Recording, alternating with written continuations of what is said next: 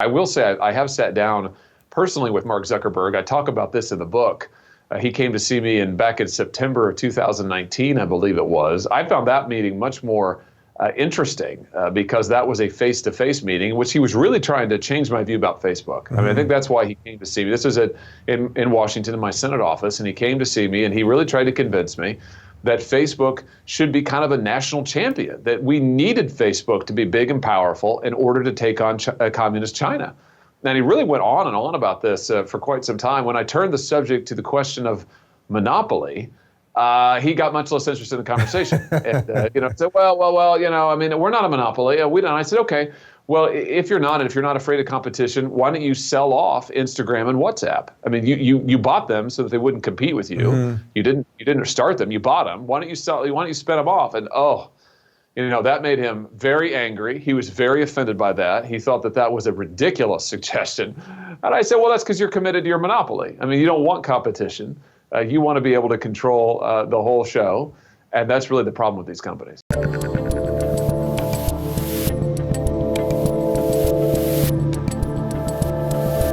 I'm Dave Rubin, and joining me today is the junior senator from the great state of Missouri and the author of the new book, The Tyranny of Big Tech, Senator Josh Hawley. Welcome to the Rubin Report.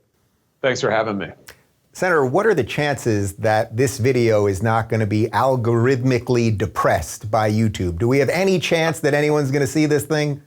I don't know. Given my history with big tech, maybe not, but we'll keep our fingers crossed. I've got a similar history with big tech. So I want to start by, I just literally in the last 5 minutes as we sat down with you, I saw two headlines that I thought, okay, these are perfect to tee up for the senator. So Breitbart is just reporting in the last couple minutes that, I'll read you the exact tweet. Twitter is reportedly developing a feature to make users reconsider sending messages that its system detects as, quote, mean. Oh, I suspect that will include a lot of your stuff.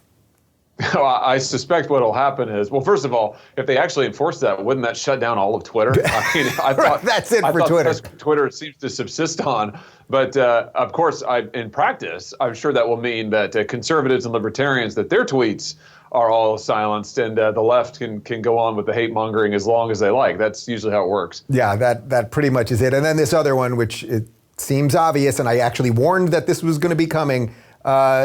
Twitter is now, so this is from Becker News, Twitter is now suspending users who share Donald Trump's statements. So as you know, Trump launched, in effect, a blog. It wasn't sort of, people were saying he was going to come out with this big platform. Apparently that's not it.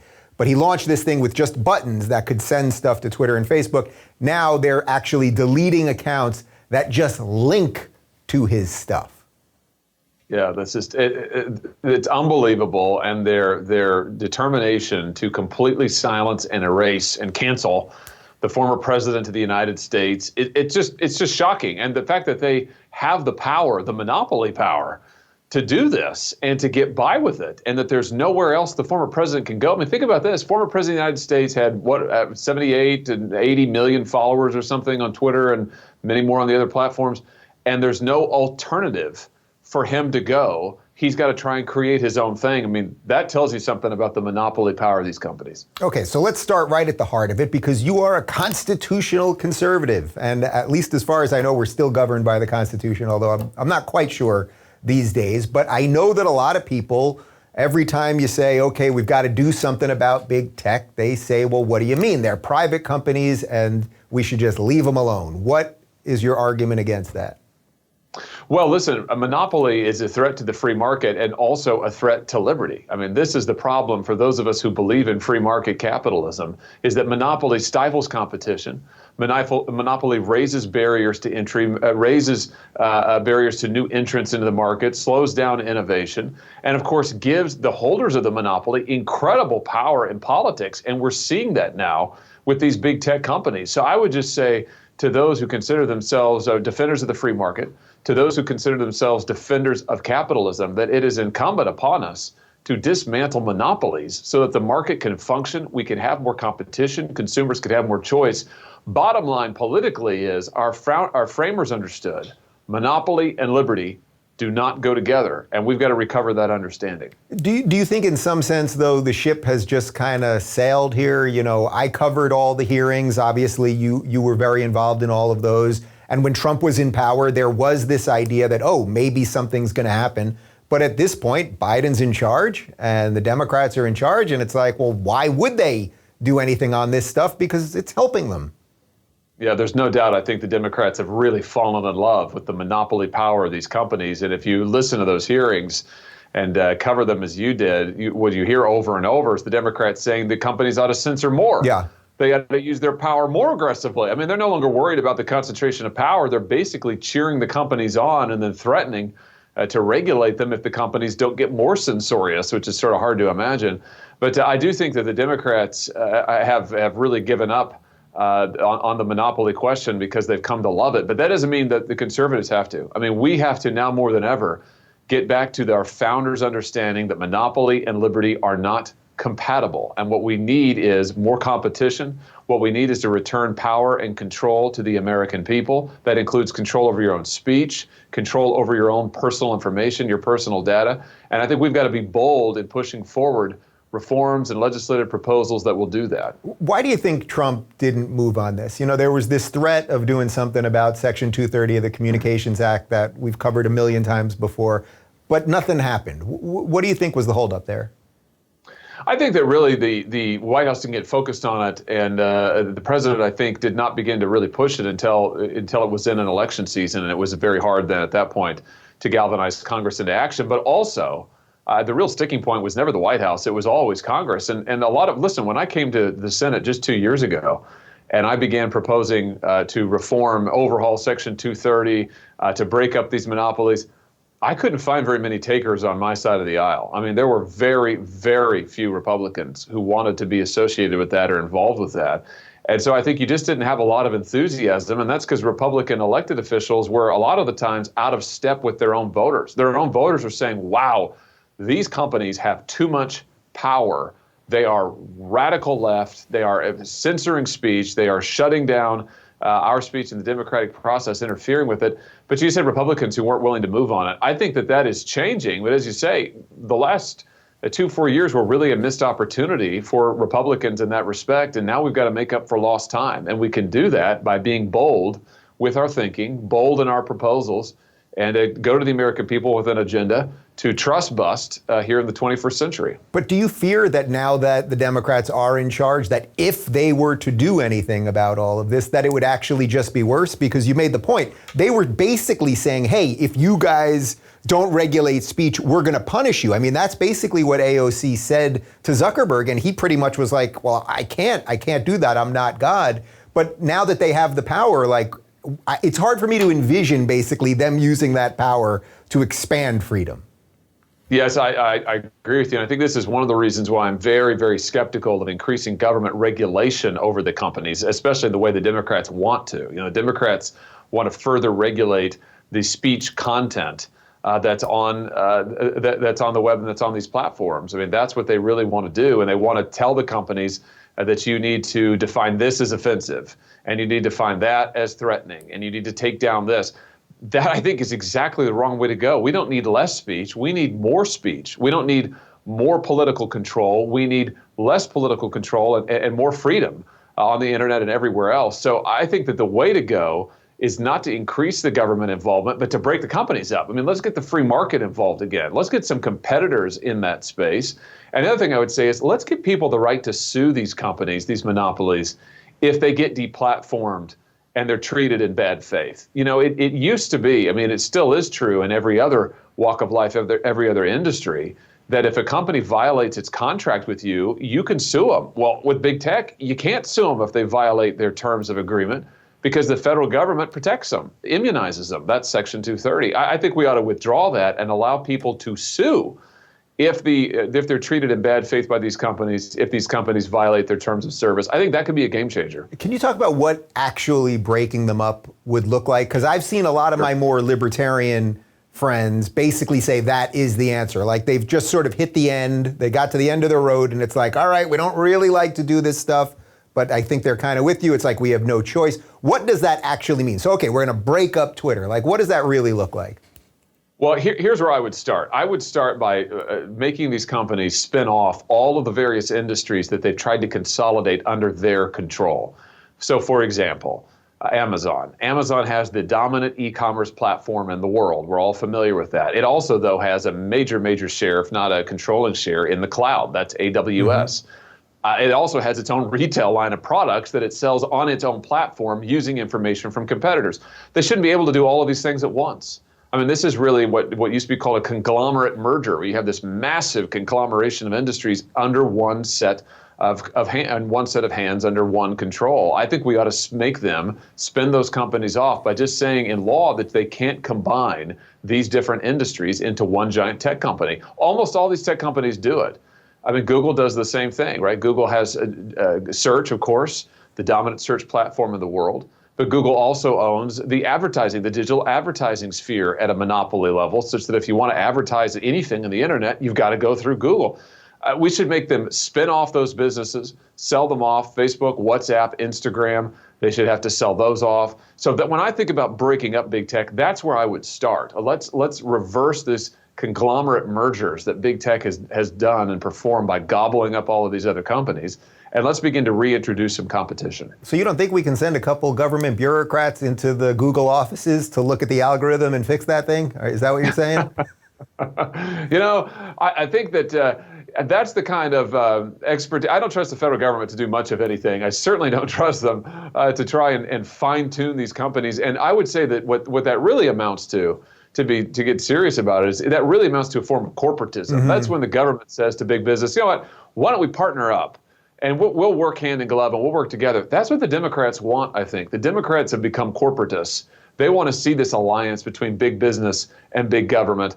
They're pursuing and building that alliance. I think as conservatives, we should say, no, we reject that whole premise. We don't want big business or big government. We don't want them working together. We want competition. We want there to be liberty, and we're going to pursue policies that will get that. Can you talk a little bit about what it's like to be in those meetings? Like when you're sitting there and you're looking at Jack from Twitter, who looks like he just got off a 3-week ayahuasca trip, and you got Zuckerberg, who looks like he was just pulled off like a synthetic human, like whatever. Like, what do you make of these guys? Like, really, like what is that experience like? Also knowing that the entire world is watching everything they say, watching everything you say. It's all going to be cut and edited in crazy ways and everything else.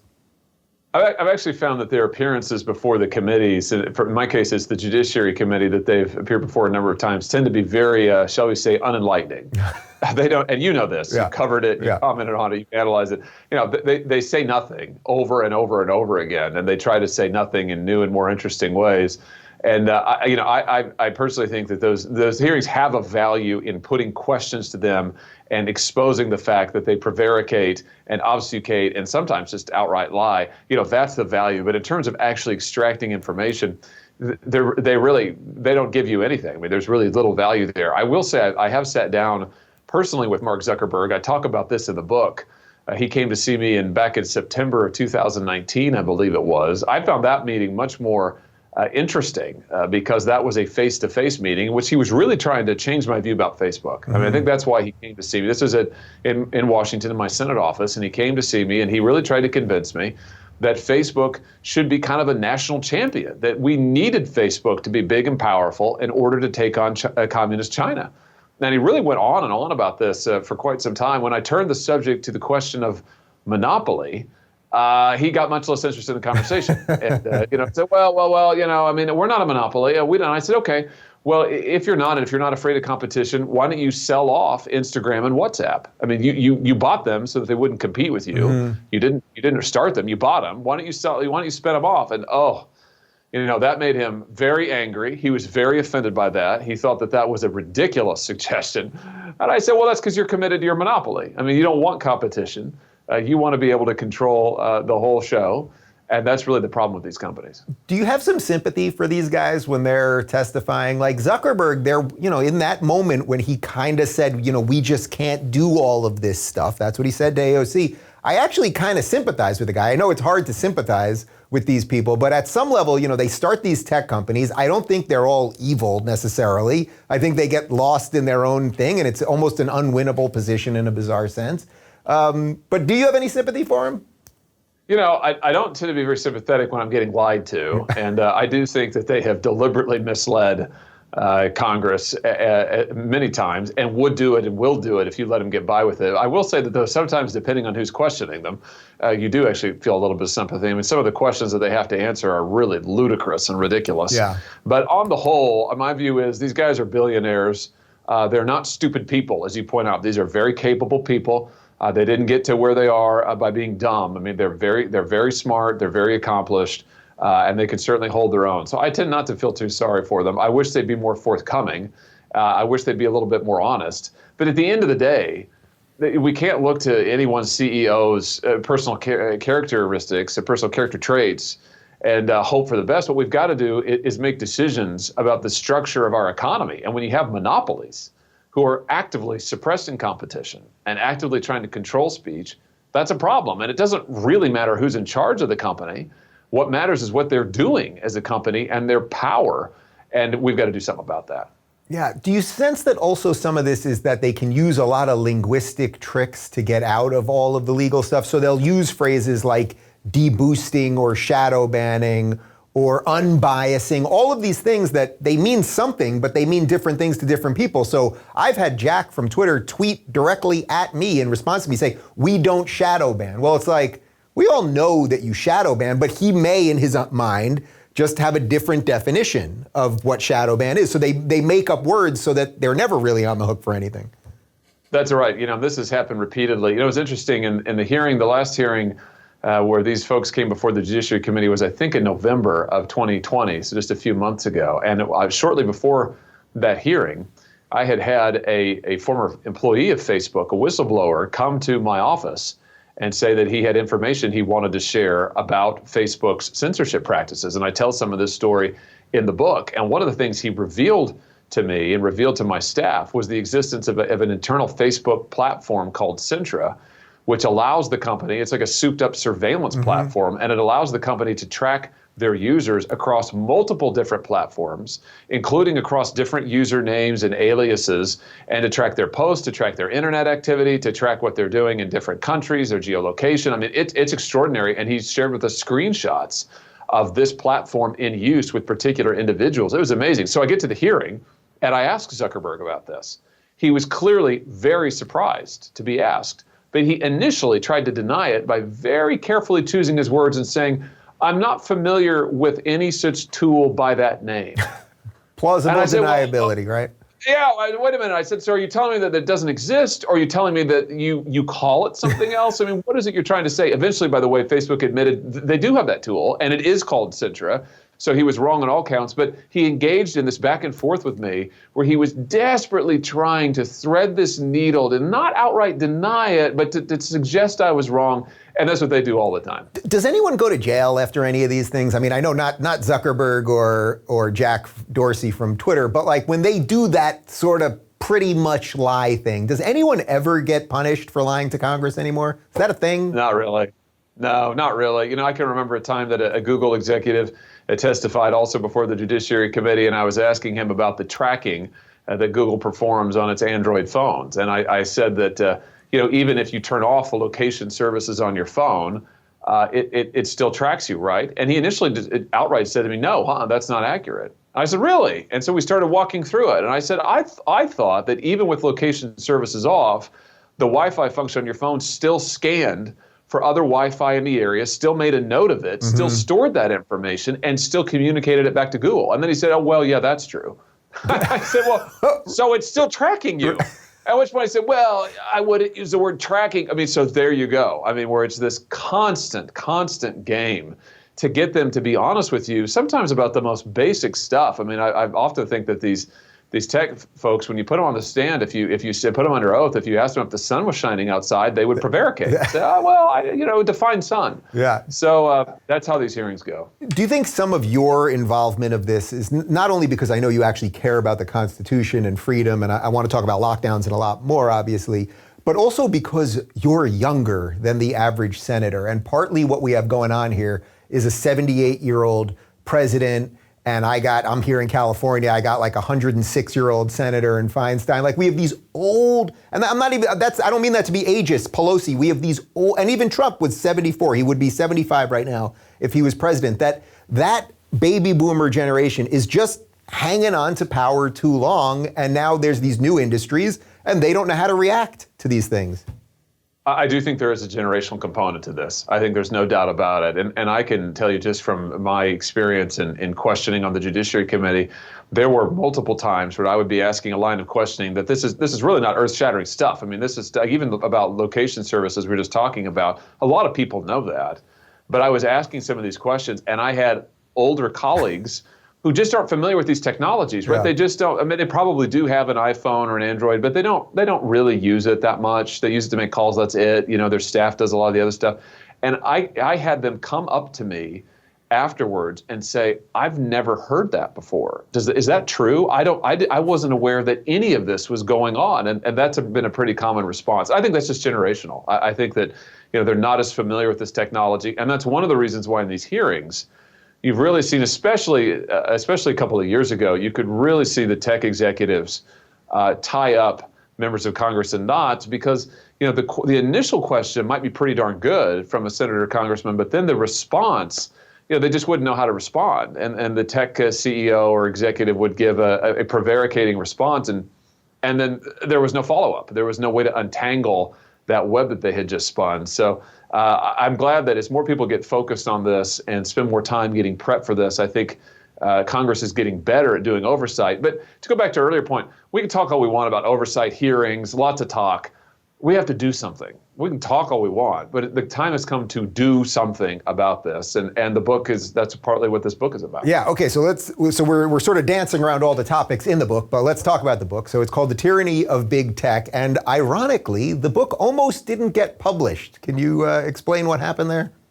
Yeah, that's right. The book was initially commissioned by Simon & Schuster, one of the two biggest publishers, I believe I'm right in saying, in the country. And Simon & Schuster naturally has been purchased by the biggest publisher in the country. So there you have further industry consolidation, just like everywhere else. But Simon & Schuster signed a contract for the book before it was written, so commissioned me in that sense to write the book. I wrote it. They saw it. We're happy with it. And then in January, they said, actually, you know what? We're not going to publish it. We don't think you should be able to. We don't think you should be able to speak. And they said that, actually, they said to me nothing. They never reached out to me personally. I read this in a press release. That's incredible. So they never reached to anyone on your team to say, I mean, just even legally, you'd think they'd have to reach out to your lawyer to say, hey, we're severing the contract or something. What they did is that they sent, I think they made a phone call, an informal phone call to the folks to my agent and said, we're gonna cancel this. But they didn't reach out to me. They didn't send a letter. Then they did a press release. And he said, well, why? What are you going to say? And it's like, well, we'll be putting out a statement. And so it's like, well, I guess we'll read it. I guess we'll read the statement, which is what I did. I read their statement, which directly, I can't remember the exact words now, but basically said that, Hawley helped incite a riot on Capitol Hill. And you get the impression from that, I was there at a criminal riot, a rioter on the Hill. Totally false, 100% false. They knew it was false. And the whole reason they did it is because they went along with the woke left mob that wanted to cancel, and still does, wants to cancel conservatives, wants to cancel Trump supporters, wants to cancel anybody who will not bow down to their woke mentality and their woke agenda. And I wouldn't then, and I won't now. And I'm delighted that the book found an independent publisher who had the guts to publish it, who believes in, free speech, a pretty basic American value, and now people can read for themselves. Yeah, well, let's give Regnery a little shout out here because they're the ones that picked up the book, and they've picked up a couple other controversial books. The Parasitic Mind by my friend Gad Saad, another one really going after the woke, and they picked him up as well. What is it that you want people to mainly take away from this? I mean, is it just so that they understand the issues better? Like, what do you want the average person to do after they read this book? Well, I want them to say that, first of all, there's no reason we have to accept the power of these tech monopolies. We don't just have to accept it. And I think that's often what we're told. Well, this is just how it is. And yeah, if you use these platforms, as overwhelming majorities of Americans do, you're just going to have to get used to having your data taken from you. And you're just going to have to get used to being spied on all over the web. And you're just going to have to get used to your children being tracked. And that's just our economy. That's how it is. It's not how it has to be. It's not at all. We can do something about that. These tech companies got big and powerful with the help of government. Now it's time to cut them down to size and restore the free market. So I think that's the message. I want people to feel a sense of empowerment that things can be different, and they will be different if we demand it. And also, we've got some control in our own lives. We need to address this situation politically and legally. We need to cut these companies down to size. But also personally, we can do things that will take back control. We can spend less time on the platforms. We can take steps that will limit their ability to spy on us. We can try to get them out of our children's lives. And I share about some of that in the book. Yeah, I don't know if you know this, but I do every August off the grid. No phone, no computer, no news, awesome. No nothing. And I honestly think it's one of the things that has helped keep me sane over the last couple of years, because that news cycle and that endless scroll, everyone calls it doom scrolling, where it's just more and more and more and more. It's making people crazy. It is making people crazy. And I discuss some of the data in the book. What we're seeing, especially with young people, we're seeing startling correlation between increased device and especially social media use and depression, isolation, anxiety, and suicide. It's really, the statistics are really, really alarming. And again, this is true. The depression piece of it's true for people of all ages, but it's really pronounced among young people, and especially young females, young women. The social media use and then the correlation between that and depression and even suicide is really stark. And this is something that we need to get out in the open, and that the tech companies need to be responsible for. They want to act as if, oh my gosh, they're the model citizens, and their products are all about making our lives easier and better. Well, actually, their products are about addiction, and their model is to addict us, and that has major, major negative consequences. And so we need to do something about that, and that starts with us personally. And your example is a great one. I should see if I could follow that great example. But where we say, listen, I'm going to take back some control of my own life, and I'm not going to live my life on these platforms day in and day out. Yeah, which everyone is doing constantly. Trust me, I don't know if as a senator you can take a month off, but it is the best thing that you can possibly do. I mean, I can actually feel my brain resetting during it. It's something. What do you think about that some of the states are taking some of this into their hands? I mean, Ron DeSantis, who I pretty much think is the best governor we've got in this country at this point, he's basically saying, if you deplatform a political candidate from Florida, we're going to fine you. I think it was $100,000 a day or $200,000 a day, something like that. Do you think that it can work sort of at the state level, or does it have to be kind of federal? Well, I think ultimately we will have to do something at the federal level. I mean, particularly to break up the monopolies, but the states absolutely should do everything they can. And I love what Governor DeSantis is doing in Florida. I think there's a similar proposal maybe in Texas and in a few other places.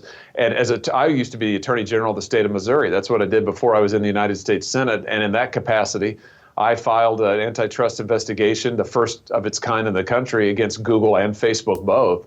So there is absolutely a role for the states here, a role for governors, state legislators, and attorneys general to go after these companies in every way possible. And especially now when you've got the Democrats really cozying up to big tech, really falling in love with their monopoly power, and Democrats in charge, of course, in Washington, we've got to use every tool at our disposal to try to hold these companies accountable and try to give the American people some control back. And I applaud these states who are doing it. Yeah, let's shift from big tech a little bit to just some of the broader stuff. So because you are a constitutional conservative, and it seems to me that the Constitution is under complete assault right now, that the Democrats, whether it's packing, expanding the courts, or getting rid of the Electoral College, or moving on guns, or certainly the free speech stuff as related to big tech and everywhere else, it seems that the Constitution is just being attacked. And I wonder if there are enough people at this point, because our education system is so screwy, if there are just enough people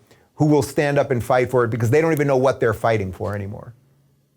Particularly when it comes to speech, just to start with that piece of it, it has been remarkable to see, even in the last 5 years, the collapse of treasuring and valuing free speech among the sort of leading institutions in this country. Think of our universities, the institutional press, the legacy press, these folks who used to be, even though they were leftists, used to be defenders of free speech to some degree, and now are not at all. In fact, to the contrary, if they disagree with you, they want you silenced. If they disagree with you, they want you canceled. So this, I think, is a remarkable development and a really, really dangerous one, because if we're not free to speak, then we can't deliberate. And if we can't deliberate, we can't have self-government. I mean, the whole idea of our republic is that the normal people, everyday people, should have control over their lives and control over their government, and we ought to be making the decisions. And we make the decisions because we talk together and we're able to converse together. And if we're not able to do that freely, if you've got these companies or the government interfering and saying, nope, can't say that. No, you can't express that view. Nope. I mean, my gosh, how is our democracy to go on? So I do think that we are at, to your point, as constitutionalists, we're at a moment of great peril. And we need to be bold in standing up for the Constitution, because you talk in this moment of division, by the way, there should be nothing that unites us like the Constitution. And I think, and the principles it's based on. And I think we've got to be bold in going out there and fighting for those. How much of that do you think has to do with sort of the general collapse of liberalism, that the progressives have just wiped away any of the old school liberals? Because even though you're a Republican and a conservative, I suspect you probably enjoyed having debates with liberals at one time, and now I don't know where those liberals are. I used to be one of them. My whole book is defending liberalism, except I'm defending something that seemingly is gone. Yeah, I think that's right. I do think that when you think about the liberal tradition that this country is part of, the tradition of freedom of speech, freedom of worship, free government, that is something that today's so-called liberals really have abandoned. And, again, it's happened with such speed. I mean, even when I was in law school, which wasn't all that long ago, a decade or more ago, when I was in college before that, you could still have robust debate on campus. You could have events where you had a conservative, you had a liberal, you had a libertarian, you had a liberal, and they would go at it. People come and listen. They wouldn't try to shout down the conservative viewpoint. But that is increasingly difficult today on many, many, many American campuses. And it's that same sort of campus culture, that woke leftism, that is spreading into every sector of our society, at least into the areas of influence. It's the leadership class in this country, the self-appointed leadership class, that is really imposing this wokeism and this cancel culture on the rest of the country. Are you shocked? Are you shocked how the Democrats just kind of folded? Because if you asked me 7 years ago, say, was Nancy Pelosi truly this radical? I actually don't think so. Chuck Schumer certainly I don't think was really this radical. Joe Biden, I mean, I don't know what he believes anymore, but I don't think, he's ushering in all of this now. I mean, are you shocked how quickly they all folded? I'm very surprised at how hard to the left they have turned so quickly. And I think what it probably tells you is that for decades now, their commitment to core constitutional principles has been weakening. We saw it earlier, I think, with freedom of worship. That has been one where that used to be a very bipartisan issue. It used to be that people would say, hey, religious liberty, that is a core constitutional conviction, and whatever faith you are of, or even if you're a person of no faith at all, we should all be able to agree, protect religious liberty. The Democrats walked away from that now 20 plus years ago, and you've seen them do the same thing with free speech. I predict that freedom of the press, they basically have done the same thing. If you're a conservative outlet, I mean, that's the Hunter Biden New York Post story, right? I mean, if you're a conservative outlet, no, you shouldn't publish. So it has been their move towards a form of control-oriented liberalism is really exceptional. And this wokeism, which again is basically like my way or the highway. Either you agree with me or you're a terrible person and you should be silenced and not able to participate in public life. Yeah. Do you sense more people are waking up to this? I mean, obviously you're talking about it from a political position, plenty of people like me talking about it. I sense there's some pushback starting now, but there's still a lot of people that are awfully afraid of this thing. Well, I think that voters, I mean, again, working people, everyday working people, I think they hate this wokeism. I think they hate it. I think they hate being told that you have to use this particular set of words. You can't use that set of words. And by the way, it changes all the time. And again, it's the self-appointed leaders of the country who will tell you what you can and cannot say. I think they hate that stuff. And you know what? People also hate being told all the time that they're bigoted, that they're backward, that they're racist. And that's basically what the Democrat Party and the left says to at least half this country, maybe more. is that since you don't agree with them, well, that's because you're a racist. If you believe in the Constitution and are proud of the history of this country, you're a bigot. I mean, if you don't agree to go along with their agenda to transform our society, to cancel women's sports, for instance, then there's something deeply wrong with you, and you are a terrible person. I think people are sick of that.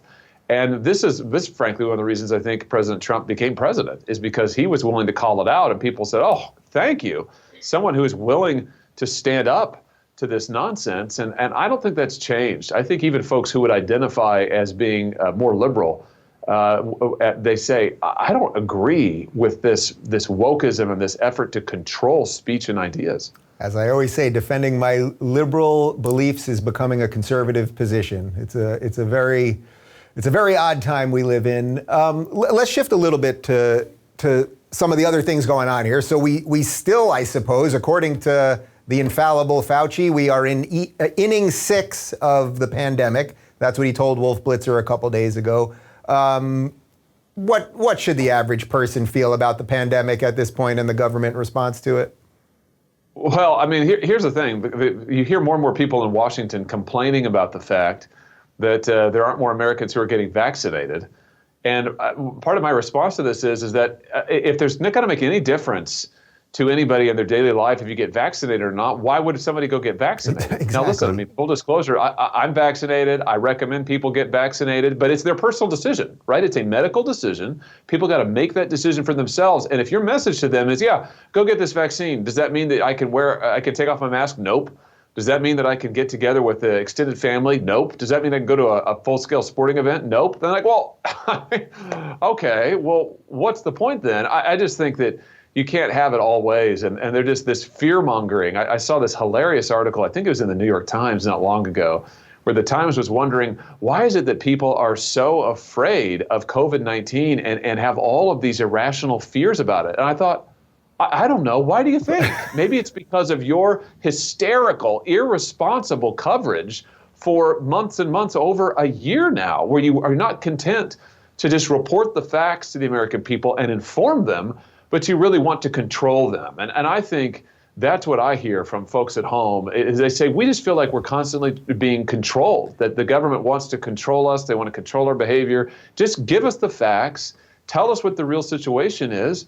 And then, you know what? We're pretty reasonable people. We'll do the reasonable thing. But that doesn't seem to be what the experts in D.C. want. Do you think it's in some ways too late to fix that the expert class and the intellectual elite class, they have so either often been wrong or misled us, or however you want to characterize it, that I don't think people want to listen to them anymore? For example, it's a year and a half past 2 weeks to flatten the curve. Those first 2 weeks, everybody wore masks, everyone socially distanced, everyone stayed at home. We did exactly what they wanted us to do.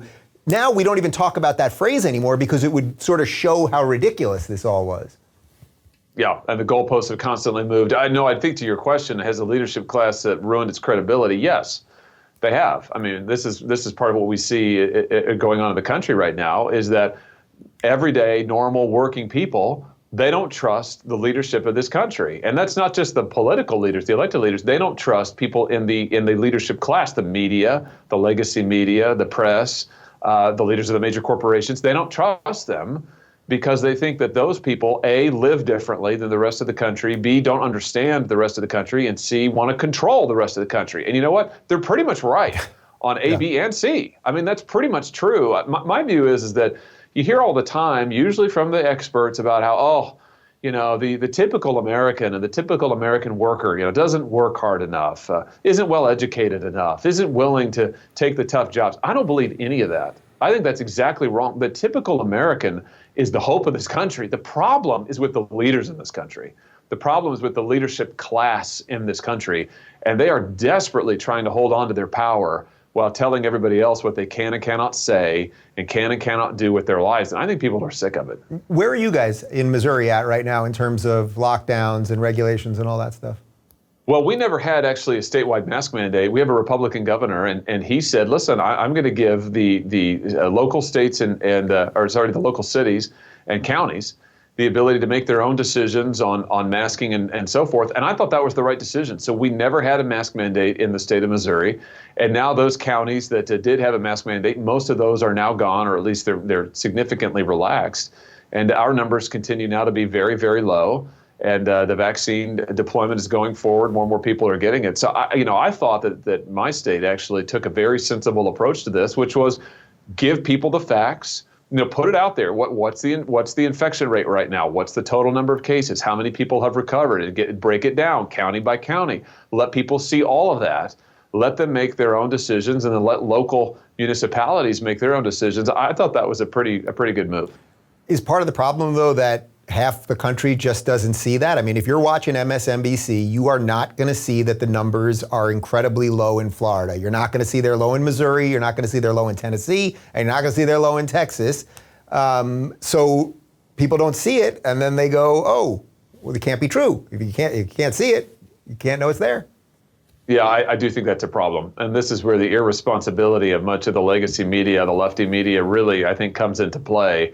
The alternative universe that they have constructed, particularly these left-wing outlets that they have constructed, is really irresponsible. It's really, really irresponsible. And again, what it does is that it creates such a mood of hysteria then that people, they can't get the facts, they have trouble making a rational choice, and then ultimately they feel betrayed. When it turns out that so much of the hype is wrong, when so much of it's disinformation, then they say, okay, well, I'm never going to trust any of these people ever again. In some cases, I mean, just their outright falsehoods that they've told about this pandemic. I just remember, on that point, back in the early spring last year, where we were lectured and heckled and told, do not wear a mask. Yeah. You're un-American if you're wearing a mask. Why are you wearing a mask? People naturally, I remember this in March, I think, of last year, people were like, oh, well, maybe I'll get a mask and wear that. And, the hectoring, no, you mustn't wear a mask. And then basically, just 3 or 4 weeks later, we were told, you must wear a mask. You absolutely must. It's essential you do. I mean, I think people, again, they are tired of that. And it's taken its toll in the credibility of the people who are always reporting it, always forcing it down our throats, and never admitting in the past when they were wrong. Right. And then, of course, when Trump went for a China ban, that was racist. Now Biden has an India ban. Is that racist? I'm not sure. Senator, is that racist? Yeah, well, I haven't heard a word about it. I mean, I get, apparently it's not. MSNBC says it's not. It must not be. But I was one of the senators who was urging. I called for travel restrictions very early on to and from China.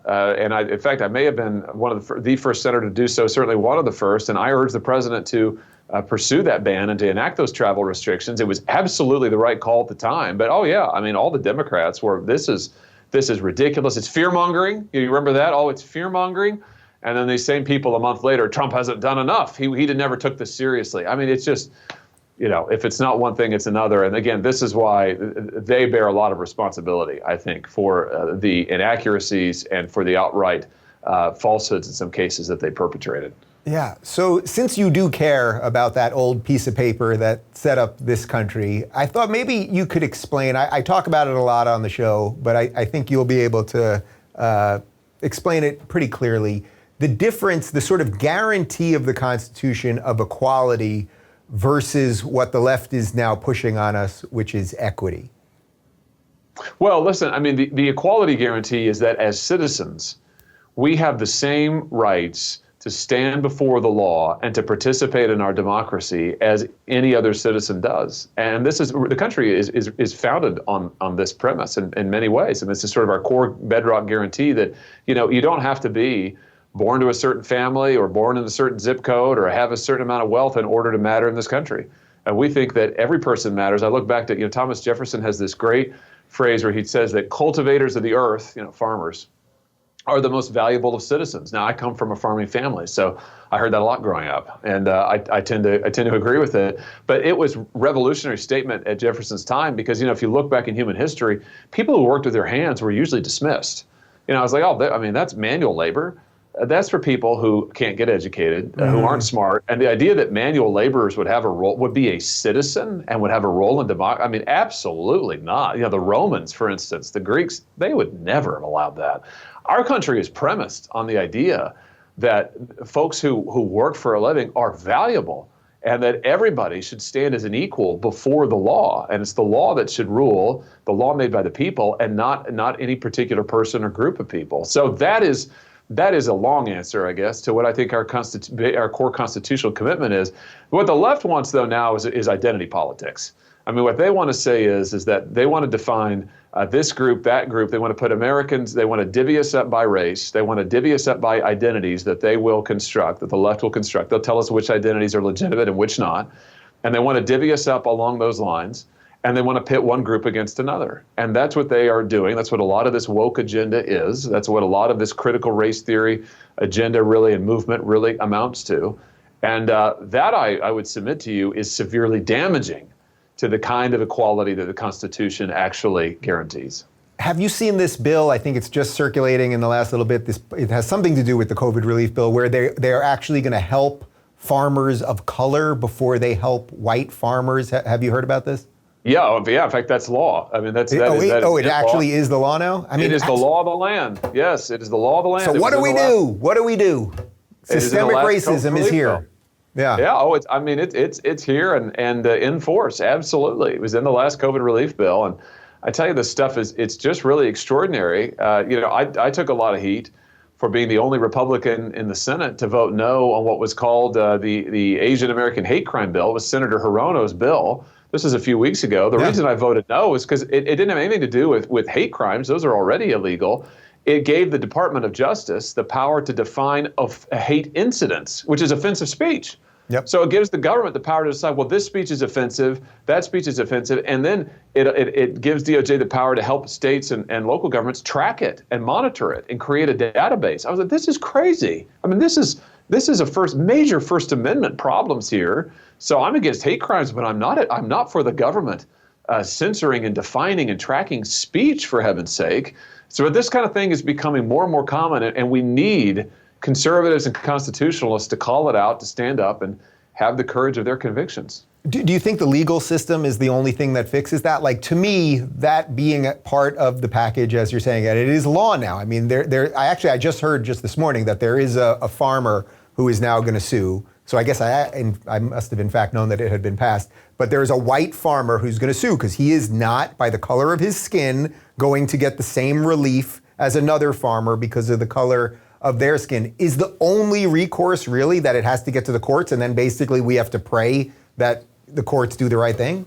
I think it is now for that package. Once it becomes law, then the only recourse you have left is to try to go to the courts and to try to rely on the Constitution and defend your rights. And look, I'm a constitutional lawyer by trade. I was a prosecutor in the state of Missouri as Attorney General, and so I'm certainly not averse to going to the courts. But I will say this, that it would be much, much better if we actually stopped these kind of destructive policies from becoming law in the first place, if we actually stopped the woke agenda from getting enacted into law. And we need more folks who are willing to stand up and do that. And I think right now there's a real sentiment of, well, we just have to kind of go along in Washington, D.C. We don't have to go along. It doesn't have to be like this. We can present a credible alternative, and we can make the case for the core principles of our Constitution, and we need to. Do you think part of this is just that a certain set of Republicans kind of want to be liked? They just, the sort of Mitt Romney, Liz Cheney, that battle that's happening now, where it's sort of the media loves these people that only years ago they were telling everyone that Mitt Romney's racist because he was running against Barack Obama, but now he's a hero because he's sort of against, say, Trump or you or Ted Cruz, something like that, the guys who are actually doing something. But I keep calling them the pet Republicans because they can get people on MSNBC to say nice things about them. I do think that the media is really invested, the legacy media, establishment media, the leftists are really invested in this idea of a Republican civil war. And so they really want to create conflict and play it up between establishment Republicans and conservatives or populist Republicans. I can just tell you, from being home in the state of Missouri and talking to actual people, actual voters, they have no interest in a Republican civil war. There is no such thing. They've made up their mind. They're like, what's the conflict? Right. They don't want to go back to open borders and to ruinous trade policies and to liberal globalism. They don't want to go back to that at all. So they're like, what's the conflict you're talking about? No. They want to go forward. They want to know what we're going to do to stop this radical left woke agenda that President Biden is trying to force down our throats, is trying to ramrod through the Senate. I mean, and then they want to know going forward what we're going to do to actually defend our Constitution, to actually get jobs back in this country, manufacturing back in this country, and give working people a voice again. That's what they want to know about. And I think that this media narrative that you're pointing to and talking about, it's false, and it's meant to distract from where people really are. So what should the messaging be? I mean, I guess that's sort of what you're saying. What should the messaging be for Republicans going forward? Because I feel like it's still, nobody really knows who's in charge. Is this Trump's party still? Is it going some other way? Like, what do you think that messaging looks like?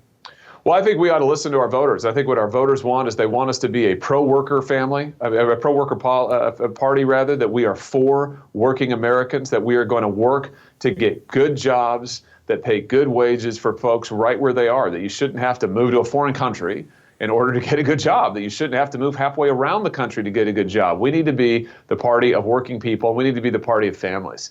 We need to be out there fighting for families to be able to afford to start a family and to raise a family. And by the way, to be able to make their own decisions about their family. I talk about this in the book. Big tech shouldn't raise our kids. We should raise our kids. And American families want to have the authority and the power to raise their kids and tell big tech, get out of my life. I want to raise my own children. So I think as a party, who are we? We're the party of working America. We're the party of working families in this country. And we need to be advancing an agenda that's pro-worker and pro-family. I think that is our future as a party. If it's not, I mean, if Republicans are not willing to be the party of working people and to be the party of working families, then we're not going to have a future as a party. I mean, it's just that simple. I mean, that is who our voters are. And if we're not going to be responsive to them, if we're going to be the party of Wall Street, or if we're going to be the party of the globalists, we're not going to have a party. Where does Trump fit into that equation? Oh, I think that's up to him. I think that I don't know what he wants to do or will do in 2024 or beyond, but I think that is entirely up to him. I can tell you in Missouri, he still enjoys among Republicans very, very strong support because I think people look at his policies that we've just been talking about. They look at that and they say, yeah, I agree with the direction that he was taking this country. I agree with the policy proposals and vision he was putting forward. So I think it's entirely up to him as to what happens next for him. I have no insight into what decisions, plural, he will make, but I think the ball's in his court on that. So I got one more for you, which is a question I often get from my audience, which is, are you hopeful? Do you actually, because we've talked about some serious stuff here. I mean, the big tech threat, the ever-expanding government threat, the wokeism threat rampaging the institutions. I mean, this is serious stuff, but you're in the middle of the fight. Are you hopeful? I am hopeful. And I'll tell you why. It's because I firmly believe that if you go to the heart of this country, if you go to the working people of this country, if you go to the working families of this country, you'll find strength there. Our people are strong. Our families are strong. Our working folks are strong. They're strong in spirit. They're strong in their convictions about our Constitution and about our country. They're not the problem. The problem is the leadership class. That's the problem. If the situation were reversed, I'd be really worried. But I think the great majority of this country, the great middle of this country, and I don't mean just middle geographically, I mean the middle of our society is strong. That's where the strength is. That's what we've got to do. That's why what we have to do are advance policies that give more opportunity, that bring more strength to the middle of our country and give them a greater voice, because they're the ones who are going to be able to lead this country forward. And what we've got to do is the leadership class, which has become increasingly out of touch, increasingly corrupt, we've got to replace them. And we've got to give more power to the middle. Well, the book actually got published. It is called The Tyranny of Big Tech. Senator Josh Hawley, I appreciate you doing the show. Thanks so much for having me. Thanks. If you're looking for more honest and thoughtful conversations about politics instead of nonstop yelling, check out our politics playlist. And if you want to watch full interviews on a variety of topics, watch our full episode playlist all right over here. And to get notified of all future videos, be sure to subscribe and click the notification bell.